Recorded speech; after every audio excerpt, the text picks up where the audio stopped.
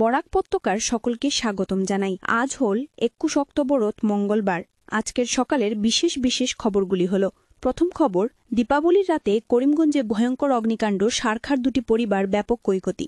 দীপাবলির উৎসবের সন্ধ্যায় আনন্দের আলো যেন হঠাৎই ম্লান হয়ে গেল করিমগঞ্জ শহরে। সোমবার রাতে করিমগঞ্জের লঙ্গাই রোড এলাকায় ঘটে গেল এক ভয়াবহ অগ্নিকাণ্ডের ঘটনা, যেখানে আগুনের লেলিহান শিকায় পুড়ে ছাই হয়ে যায় একটি আবাসিক ভবনের দুটি পরিবারের গড়বাড়ি।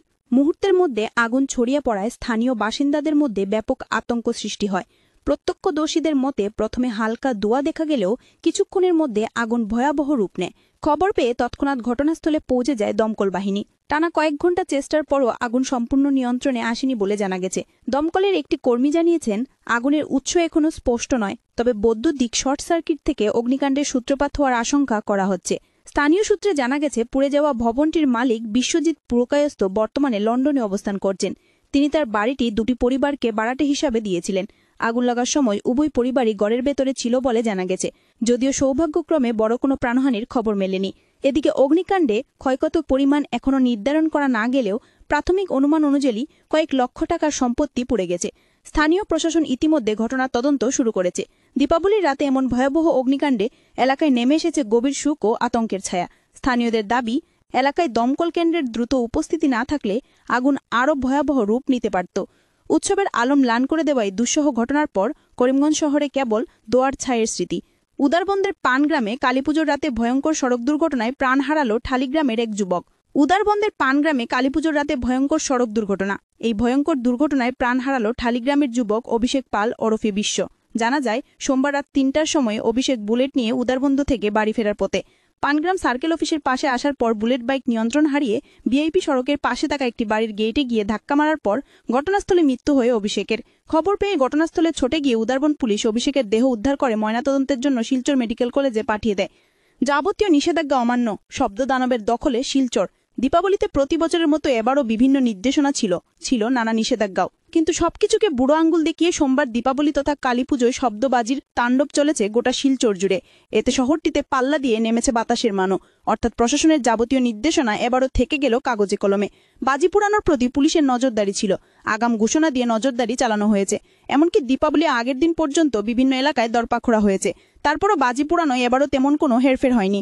সোমবার কালীপুজো এবং দীপাবলির বিকেল ৩টা-৪টা পর্যন্ত পরিস্থিতি নিয়ন্ত্রণেই ছিল, কিন্তু সন্ধ্যা নামার সঙ্গে সঙ্গে শব্দের দাপটও বাড়তে থাকে। শিলচর শহরের উত্তর থেকে দক্ষিণে বিকট শব্দে ফেটেছে বাজি, যা অনেক ক্ষেত্রে নির্দিষ্ট ডেসিবেলের থেকেও বেশি। তবে শহরের উপকণ্ঠে হাই ডেসিবেল বাজি পোড়ানোর মাত্রা বেশি ছিল। এদিকে দীপাবলি ও কালীপূজায় মাতলেন হাইলাকান্দিবাসী। শ্রীভূমি তথা করিমগঞ্জে শব্দদানবের তাণ্ডব অব্যাহত দীপাবলিতে। শ্রীভূমিতে এবারও শব্দদানবের তাণ্ডব চলল দীপাবলির রাতে। বাজি পটকার আওয়াজে যেমন শব্দ দূষিত হয়, তেমনি এগুলো থেকে নির্গত ধোঁয়া বায়ুকেও দূষিত করেছে। দূষণ রোধের সরকারি আদেশ প্রতি বছরই অমান্য হয়, এবারও ব্যতিক্রম হয়নি। তবে তুলনামূলকভাবে এবার কম ফুটেছে আতশবাজি। বিশেষজ্ঞদের মতে আতশবাজি হল সালফার, কয়লার যৌগ, ভারী ধাতু এবং অন্যান্য বিষাক্ত রাসায়নিক বা গ্যাস যেমন ওজোন, সালফার ডাইঅক্সাইড এবং নাইট্রিক অক্সাইডের মিশ্রণ। এই বিষাক্ত পদার্থগুলি আতশবাজি পুরানোর পরে বায়ুবাহিত হয় এবং বায়ু এবং জল দূষণ করে বিপজ্জনক স্তর তৈরি করে, যার প্রভাব সরাসরি পড়েছে ব্যক্তিজীবনে। একদিকে মৌসুমের পরিবর্তন, অন্যদিকে আতশবাজির ধোঁয়া নিলে শ্বাসজনিত সমস্যা দেখা দেয় দীপাবলির পর। বায়ুর মান মারাত্মকভাবে পরিবর্তন হয়। এদিকে দীপাবলিতে শ্রদ্ধা নিবেদনে ১,১১,১১১টি প্রদীপ জ্বলেন এনআইটি শিলচরে। দেশ জুড়ে কালীপিঞ্জ এবং দীপাবলির উৎসবের উচ্ছ্বাসের সঙ্গে মিলিয়ে national institute of technology Silchar উদযাপন করল এক অনন্য এবং আবেগঘন সন্ধ্যা। প্রতিষ্ঠানটি ১,১১,১১১টি মাটির প্রদীপ জ্বালিয়ে শ্রদ্ধা জানায় দুই মহান প্রেরণাকে, প্রয়াত জনপ্রিয় গায়ক জুবিন গার্গ এবং অপারেশন সিন্দুর শহীদ সেনা জওয়ানদের। এদিকে শিলচরের ঐতিহ্যবাহী শ্মশানঘাট কালীপুজোয় বর্ণিল সমাবেশ ভক্তদের দল। শিলচরের প্রাচীলে ঐতিহ্যবাহী শ্মশানঘাট কালীপুজোকে ঘিরে এবছরও উৎসবের আবহ বর করেছে পুরো এলাকা। প্রতি বছরের মতোই কালীপুজোর আগমন উপলক্ষে নতুন সাজে সেজে উঠেছে শ্মশানঘাট কালী মন্দির ও তার পার্শ্ববর্তী এলাকা। রং বেরঙের আলোকসজ্জায় জলমল করছে মন্দির প্রাঙ্গণ, যা দেখার জন্য দূর দূরান্ত থেকে ভক্তরা ছুটে এসেছেন। দূর থেকেই শুরু হয়েছে ভক্তদের কালী বন্দনা এবং পূজার্চনা। আজকের বরাক উপত্যকার ৩ জেলার আবহাওয়ার খবর। আজও বরাক উপত্যকার 3 জেলার আকাশ ফর্সার পাশাপাশি গরম থাকার পূর্বাভাস। শিলচর কাছাড়ে আজ সর্বোচ্চ তাপমাত্রা থাকবে ৩৬ ডিগ্রি সেলসিয়াস এবং সর্বনিম্ন তাপমাত্রা থাকবে ২৫ ডিগ্রি সেলসিয়াস।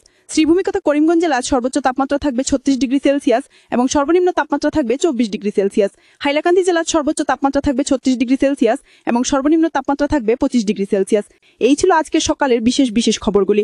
ভিডিওটি অবশ্যই লাইক করে শেয়ার করে দেবেন।